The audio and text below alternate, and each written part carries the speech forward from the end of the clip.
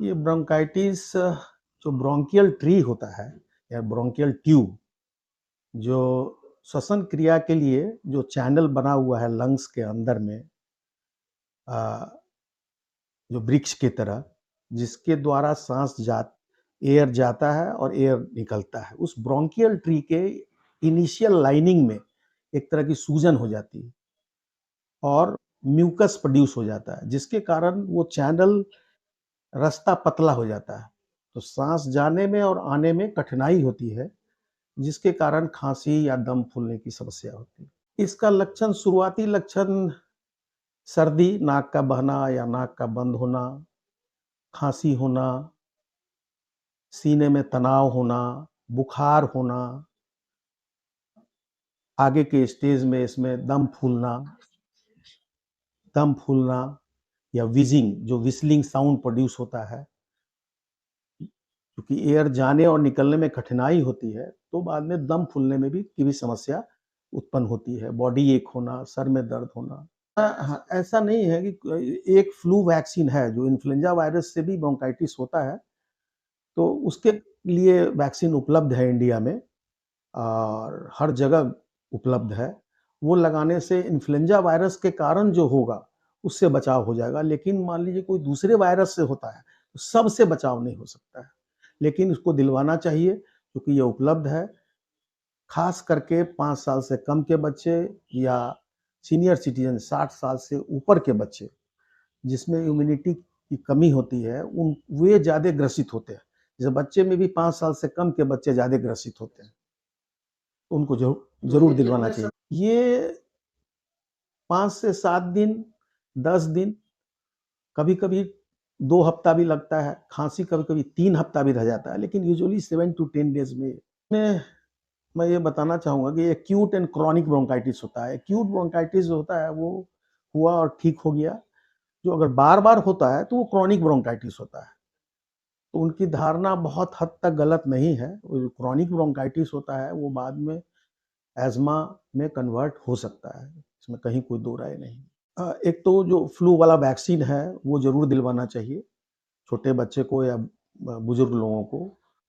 उसके अलावे अगर कोई संक्रमित है, कोई बच्चा ऑलरेडी इन्फेक्टेड है, तो उनसे दूरी बना के रखें, क्योंकि ये फैलता है छींकने से या खांसने से। एयरबॉर्न ड्रॉपलेट इन्फेक्शन होता है, उससे बच के रखें। जो जिसको हो गया वो मास्क पहने, उनसे दूरी बना के रखें। कभी कभी ये सलाइवा से भी, लार से भी होता है, तो साबुन से हाथ धो के खाना खाएं। बच्चे को गले लगाना, चुंबन करना, इससे बचें। होता है। बिल्कुल बिल्कुल बिल्कुल बिल्कुल। खास करके जब विंटर से विंटर से गर्मी शुरू होती है, चाहे गर्मी से फिर विंटर में हम लोग जाते हैं, उस समय इसके होने की संभावना ज़्यादा रहती है। एंटीबायोटिक का उपयोग इसमें ना के बराबर है और इसका दुरुपयोग होता है, नहीं करना चाहिए। बहुत विशेष परिस्थिति में, चूंकि ये वायरस से होता है और वायरल एंटीबायोटिक बैक्टीरिया, जो बैक्टीरिया से बहुत कभी-कभी ब्रोंकाइटिस होता है, बहुत कभी-कभी। ज़्यादातर ये वायरस से ही होता है। तो इस एंटीबायोटिक का इसमें कोई रोल नहीं है, उसका दुरुपयोग नहीं करना चाहिए। ये इम्यूनिटी जैसे-जैसे बच्चा बड़ा होता है, इम्यूनिटी बढ़ती है उसकी 5 साल के बाद, ये फ्रीक्वेंसी कम होने लगता है। तो शुरू में फ्रीक्वेंसी होती है पहले साल में, उससे कम दूसरे साल में, तीसरे साल में, चौथे साल में, धीरे-धीरे ये कम होने लगता है। प्लस इन्फ्लुएंजा वायरस है का वैक्सीन है, प्लस जो बचाव का तरीका हमने आपको बताया है। अगर अगर अगर ये हो गया है, तो इसका होम रेमेडीज़ है, घर पे ही उसका उपचार, ज़्यादातर केस में घर पे उसका उपचार संभव है। प्रचुर मात्रा में, काफ़ी उसको तरल पदार्थ देना चाहिए। सादा पानी हो, नारियल पानी हो, जूस हो, नींबू पानी हो, शहद का पानी हो, चाहे हल्दी का दूध हो, देना चाहिए। प्लस रेस्ट करना चाहिए, आराम। आराम का इसमें बहुत है, क्योंकि बॉडी को फर्दर एक्सर्शन नहीं देना चाहिए। ये कहना सही है, नॉन डेयरी मिल्क जो होता है, उसमें ऐसा नहीं होता। जो कम वसा वाला दूध होता है, वसा वाला दूध से ये प्रॉब्लम होता है, बिना वसा वाले से नहीं होता है। तो हल्दी हल्दी के कारण म्यूकस जो है वो पतला होता है, चाहे हनी के कारण म्यूकस पतला होता है, जो म्यूकस प्लग हो गया है ब्रोंकियल ट्री में, तो वो चैनल खुल जाता है, जिसके कारण साँस लेने की प्रक्रिया आसान हो जाती है। प्रेफ़र रहेगा।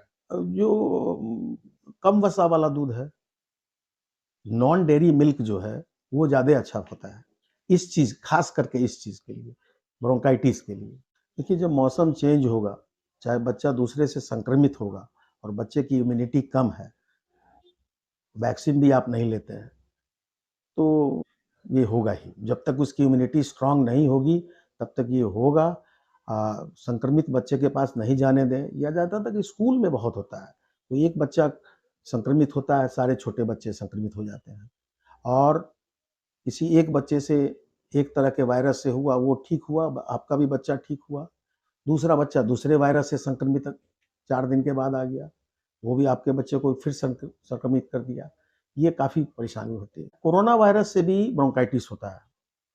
जैसे जो बहुत तरह के वायरस हैं, जिसमें कॉमन कोल्ड वायरस जो राइनो वायरस होता है, एडिनो वायरस होता है, फ्लू वायरस, इन्फ्लुएंजा वायरस होता है, उसका कोरोना वायरस है।